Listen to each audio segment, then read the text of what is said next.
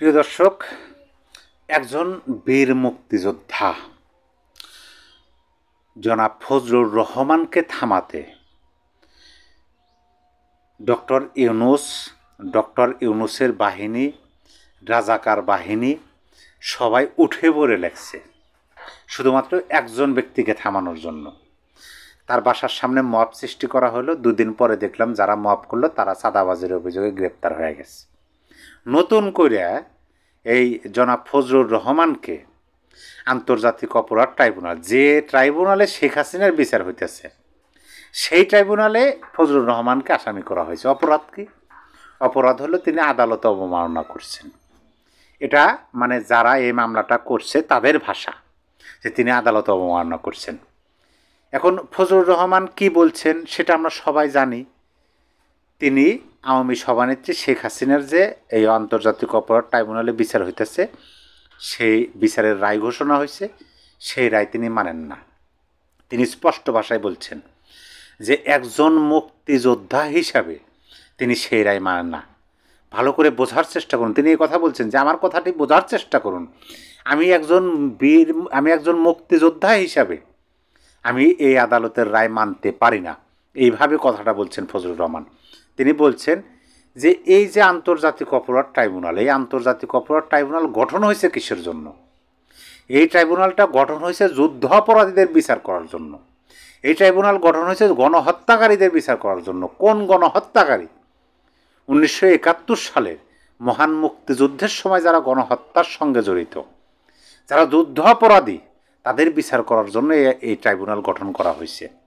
আপনি শেখ হাসিনা অপরাধ করছে, গণহত্যা চালাইছে, এটা করছে সেটা করছে, বেশ ভালো কথা। তিনি তো স্বাধীন বাংলাদেশের প্রধানমন্ত্রী ছিলেন। দেশে কি আর কোনো আদালত নাই? আপনি প্রয়োজনে আলাদা একটা ট্রাইব্যুনাল গঠন করেন, সেই ট্রাইব্যুনালে আপনি শেখ হাসিনার বিচার করেন, আমরা সুন্দরভাবে মেনে নেব। কিন্তু আপনি যুদ্ধ অপরাধীদের যে ট্রাইব্যুনালে বিচার হয়েছে সেই ট্রাইব্যুনালে আপনি বিচার করবেন, সেই বিচার তো আমরা মানতে পারি না।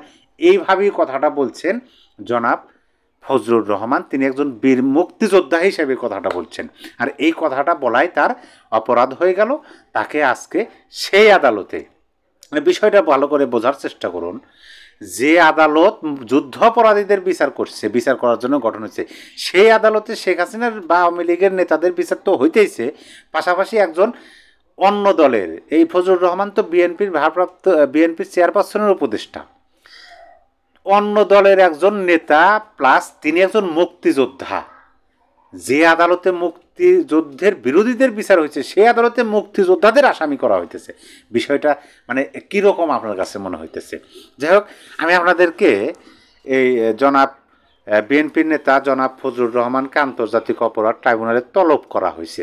কী জন্য তলব করা হয়েছে এই বিষয়টা আপনাদের সামনে তুলে ধরি, যে তাকে কেন তলব করা হলো এবং কী উল্লেখ করা হয়েছে। নিউজ সুন্দরভাবে এখানে বলা হয়েছে। বিএনপি চেয়ারপারসনের উপদেষ্টা ও সুপ্রিম কোর্টের আইনজীবী ফজলুর রহমানকে আদালত অবমাননার অভিযোগের কারণ দর্শাতে তলব করেছে আন্তর্জাতিক অপরাধ ট্রাইব্যুনাল। এখানে কিন্তু স্পষ্ট ভাষায় বলা হয়েছে যে বিএনপি চেয়ারপারসনের উপদেষ্টা সুপ্রিম কোর্টের জ্যেষ্ঠ আইনজীবী। তার মানে কি, ফজলুর রহমান একজন শুধু বীর মুক্তিযোদ্ধাই নয়, ফজলুর রহমান শুধু বিএনপির একজন নেতা নন, তিনি একজন আইনজীবী, সুপ্রিম কোর্টের আইনজীবী। তার মানে কি, আইন সম্পর্কে তার যথেষ্ট জ্ঞান আছে। তিনি রানিং আইনজীবী, অবসরপ্রাপ্ত না। তাইলে তিনি ভালো মন্দ বোঝেন না যে কোন বক্তব্যটা দিলে আদালত অবমাননা হবে, কোন বক্তব্যটা দিলে আমি আইন বিরোধী আমার বক্তব্য হবে, তিনি বোঝেন না। তার মানে কি, তিনি যে বক্তব্যটা দিচ্ছেন সেটা আদালত অবমাননার কাতারে পড়ে না, কিন্তু আদালত অবমাননার কাতারে পড়ে গেছে বা ফালাইতেছে কারা? এই যাদের গায়ে লাগছে এই কথাগুলো, যে ওইটা তো রাজাকারদের বিচার করার জন্য ট্রাইব্যুনাল, ওখানে মুক্তিযোদ্ধাদের কেন বিচার করেন? তাহলে গায়ে লাগার কথা কাদের? রাজাকারদের গায়ে লাগার কথা, যার কারণেই তারা উঠে পড়ে লাগছে। এখন সেই আদালতেই ফজলুর রহমানকে মামলার আসামি করা হইতেছে। কিসের বিএনপি নেতা, কিসের কি দেখার টাইমে নাই, করা হইতেছে। আমি জানি না এই বিষয়ে বিএনপি চুপ করে আছে কেন। এই নিউজটাতে সম্পূর্ণ কিছু বলা আছে, আমি আপনাদেরকে পড়ে শোনাই। আগামী 8 ডিসেম্বর মিস্টার রহমানের একাডেমিক সার্টিফিকেট ও বার কাউন্সিলের সার্টিফিকেট সহ সশরীরে উপস্থিত হয়ে ব্যাখ্যা দেওয়ার নির্দেশ দিয়েছে ট্রাইব্যুনাল। বিষয়টা বোঝেন। ফজলুর রহমান যে একজন আইনজীবী, তার একাডেমিক সার্টিফিকেট সেটা সাথে নেওয়া লাগবে। বার কাউন্সিল অর্থাৎ আইনজীবীদের যে বার কাউন্সিল আছে সেই কাউন্সিলের সার্টিফিকেট সহ সশরীরে তার উপস্থিতি হয়ে ব্যাখ্যা দিতে হবে। তার মানে কি, এমনভাবে মামলাটা সাজানো হয়েছে যাতে উনি একজন আইনজীবী না, উনির হয়তো বা সার্টিফিকেটে নেই। এটাও মনে হয় মানে তারা প্রচার করতে পারেন যে তিনি ভুয়া আইনজীবী, যেহেতু এগুলার করা হয়েছে। গত 26শে নভেম্বর মিস্টার রহমানের বিরুদ্ধে আদালত অবমাননার অভিযোগ আনে প্রসিকিউশন, মানে ওই আন্তর্জাতিক অপরাধ ট্রাইব্যুনালেরই প্রসিকিউশন। আর ওই প্রসিকিউশন কারা আমরা ভালোভাবে জানি। যখন যুদ্ধ অপরাধীদের বিচার হলো আন্তর্জাতিক অপরাধ ট্রাইব্যুনালে, ওই বিচারে যুদ্ধ অপরাধীদের অর্থাৎ রাজাকারদের পক্ষে যে আইনজীবী তারাই এখন ওই আন্তর্জাতিক অপরাধ ট্রাইব্যুনালে প্রসিকিউশন।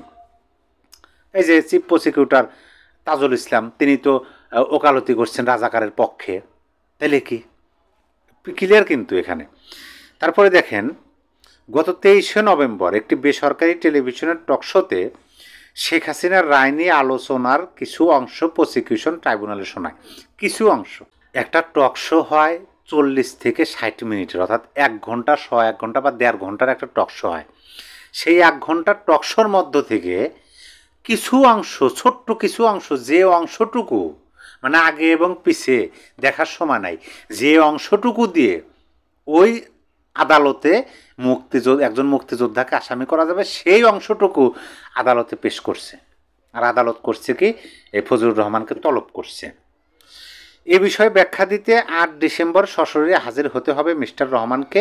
এর আগে জুলাই গণঅভ্যুত্থান নিয়ে মন্তব্য করার কারণে গত 26শে আগস্ট বিএনপি তার প্রাথমিক সদস্য পদ সহ সব পদ 3 মাসের জন্য স্থগিত করে। এটা আমরা সবাই জানি। তার বাসার সামনে মব হয়েছিল, 4-5 জন কি বলে চাঁদাবাজ তার ফজলুর রহমানের বাসার সামনে গিয়ে মব করলো। সেই মবের ভয়ে থরথর করে কাঁপতে কাঁপতে বিএনপি তার পদ স্থগিত করলো 3 মাসের জন্য। অবশ্য এখন তাই কিশোরগঞ্জে বিএনপিরই মনোনীত প্রার্থী জনাব ফজলুর রহমান, যাক সুন্দরভাবে তিনি আবার ব্যাক করছেন। কিন্তু এখন যে কথাটা সেটা হলো যে মুক্তিযোদ্ধারা তো এই বাংলাদেশে, ইউনূস সাহেবের বাংলাদেশে নিরাপদ না নিঃসন্দেহে। এখন এমন একটা পরিস্থিতি দেখেন, ডক্টর ইউনূস বলেন যে আপনারা মন খুলে সমালোচনা করুন। আর যখন মানুষ সমালোচনা করে তখন কি বলে, আমাদের বিরুদ্ধে সমালোচনা করা যাবে না। বিষয়টা তো এরকমই, আপনি সমালোচনা করুন, আমাদের বিরোধীদের সমালোচনা করুন, আমাদের বিরুদ্ধে করেন না। একজন আইনজীবী, একজন অ্যাডভোকেট, তিনি জানেন না যে কোন বক্তব্য দিলে আদালতে অবমাননা হয়। তিনি জানেন না যে কোন রায় মানে কোন বিচার গ্রহণযোগ্যতা পাবে, কোন বিচার গ্রহণযোগ্যতা পাবে, এগুলা তিনি জানেন না।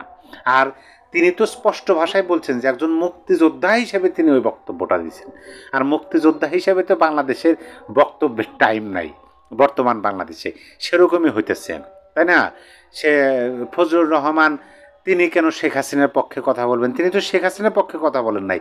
তিনি বলছেন যে আপনারা শেখ হাসিনার বিচার করুন, সমস্যা নাই, আপনারা বিচার করুন, আপনাদের মন খুশি মতো বিচার করুন। আপনারা তো এক পক্ষ বিশিষ্ট বিচার করতেছেন, এইভাবেই করুন, কিন্তু প্রয়োজনে আপনারা আলাদা ট্রাইব্যুনাল গঠন করুন। প্রয়োজনে আপনি, বাংলাদেশের অনেক আদালত আছে, সেই আদালতে বিচার করুন, কিন্তু ওই আদালতে বিচার করেন না যে আদালত গঠন হয়েছে যুদ্ধ অপরাধী রাজাকারদের বিচার করার জন্য। এখন অনেকেই বলা করতেছে, অনেকে স্পষ্ট ভাষায় এগুলো বলতেছে। আমি কয়েকজন সুশীলের বক্তব্য শুনলাম, তারা স্পষ্ট ভাষায় বললেন যে এই যে আন্তর্জাতিক অপরাধ ট্রাইব্যুনালে ফজলুর রহমানকে তলব করা হয়েছে বা তার বিরুদ্ধে তাকে আসামি করা হয়েছে, এইটা প্রমাণ হয়ে গেল যে এই আদালতের বিচার প্রশ্নবিদ্ধ, মানে এই আদালতের বিচার প্রশ্নের ঊর্ধ্বে না। এইটা নাকি ইঙ্গিত চলে আসলো, এটা বড় বড় রাজনৈতিক বিশ্লেষক বলতেছেন। সম্মানিত দর্শক, আপনার মতামত অবশ্যই কমেন্ট বক্সে জানিয়ে দিবেন। সবাই ভালো থাকবেন। আল্লাহ হাফেজ।